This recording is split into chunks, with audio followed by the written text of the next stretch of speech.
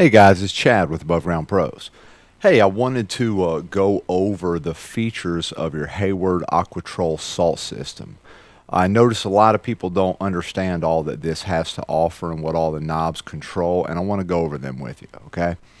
So first of all, let's start at the timer. Now keep in mind this part of the salt system is for your timer. It is strictly for use of your pump. This has nothing to do with producing chlorine, nothing to do with salt. This is strictly for your pump. Now first of all, what you're going to do, if you see this arrow here, you're going to grab that knob where all the white buttons are, and you're going to turn it clockwise until you set the time. That's how you set your time, right here at this arrow. Now, once you get close to the time, you can just look at the center of the screen here, and it shows you a clock, so you can get a little more accurate with it, okay? But once you turn that, you set your time to where your present time is in line with that arrow. Check your clock for being a little more accurate. And then wherever you push these white pins out, your pump is going to turn on. Wherever the white pins are pushed in, your pump's going to turn off. Okay? Then another feature is you have a manual override here of your pump, whether it's on or not. You see this little white knob here. Right now, it's in the middle position, which comes down here and shows you a little picture of a clock. That means your timer is controlling your pump.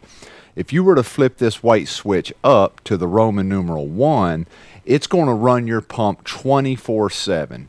It's going to bypass the timer and run your pump until you manually turn that switch off. Now, if you turn the white switch down to where it says 0, that means it's bypassing your timer and your pump is turned off, and it's never going to turn itself on until you flip that switch back to either timer or back to Roman numeral 1. Okay? So that's your timer. That's all there is to know about your timer. Now here is your salt section. This is all going to have to do with chlorine, how much salt you have, how things are running, and let's go over the parts individually. First of all, let's start with your desired output. Now your desired output is how much chlorine your salt system is going to produce. For instance, right here it's set at about 73%. In the middle of the summer when it's hot, you're using the pool every day, you're going to want to have this about 70-80%. Now, when it comes to the winter time or the early and late times of the season, you don't need to produce that much chlorine. You can kick this thing back to 30 or 40%. It won't produce as much chlorine, but you won't need as much chlorine for the pool. So that's what your desired output is for, how much chlorine you want your salt system to produce. And I keep it around 70 or 80 throughout the heat of the season when you're using the pool the most. Now here's your chlorination switch. There's 3 levels here. First of all, off. Off means it's never going to produce chlorine until you turn it on to auto or superchlorinate. When you turn it on to auto, this is where the salt system is going to produce chlorine in conjunction with your desired output, how much you want it to produce, and it's going to automatically do it. This is where you're going to leave it 99.9% of the time. Okay? Now, the switch above it, if you flip it all the way up, is superchlorinate. What this means is Hayward has a feature on here. Let's say the pool starts to get murky. You need to get your chlorine level up. You flip it on superchlorinate. For 24 hours by Hayward specs, it's going to produce chlorine consistently for 24 hours. Now, after 24 hours, it's going to turn that superchlorinate off. Whether it's still in the switch position or not, it's going to turn itself off. If you wanted to continue superchlorinating, you would turn that switch to off, go back to superchlorinate, and it would start for another 24 hours. But that's what superchlorinate's for. It's really only for emergency situations. Auto is where you're going to keep it 99.9% of the time. Now let's go over the different lights here. Your power light, that's going to be on when you're turned on and you have power going to the salt system. Generating is going to come on when you have your salt switch to auto, and it's going to show you when it's generating chlorine. That light's going to turn on to show you it's generating. Superchlorinate is going to come on when your switch is in the superchlorinate position. Now what you'll notice is after 24 hours that light will go off even if you have your switch in the superchlorinate position. No flow. No flow is going to flash for several seconds every single time your pump cuts on, whether you cut it on or your timer cuts on.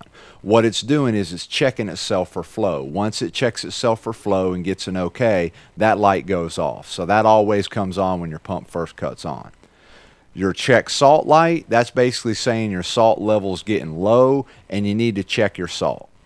Your high salt is when your salt's a little too high, you need to check your salt and you'll have to bring that salt level down. Now inspect cell is going to show up in two different ways depending on how the light is on. If it's on solid, then there's an issue with your salt cell. It probably needs to be cleaned. It's having a problem producing chlorine. You want to take it off and clean it. If the light is flashing, which you're going to see quite a bit, about 3 months, Hayward has it set up that every 3 months they want you to take your salt cell off and clean it. So every roughly 3 months, that inspect cell light is going to flash. And the reason it flashes is it's reminding you, it's an alarm clock, it's reminding you to take that cell off and clean it. Now, to get rid of that flashing light, you just hold down your diagnostic button for about 5 seconds and that light goes off. And then in another 3 months, it's going to come back on flashing again, just as an alarm clock to remind you to clean that cell. Now, the last thing is the very bottom of your salt system here. Of course, you have where the cord goes into it. Then you have the outlet. This is where you plug your pump up to, okay? Then here you have the little square opening. Normally it would almost look like a telephone connection where you plug in your telephone to the wall. If you have a separate cell that has a flow switch in it, you will connect it there. And then you have your copper section here, which is basically just for you to ground your salt system. For more above ground pool how-to videos, visit us at abovegroundpros.com, where we're dedicated to all above ground how-to videos.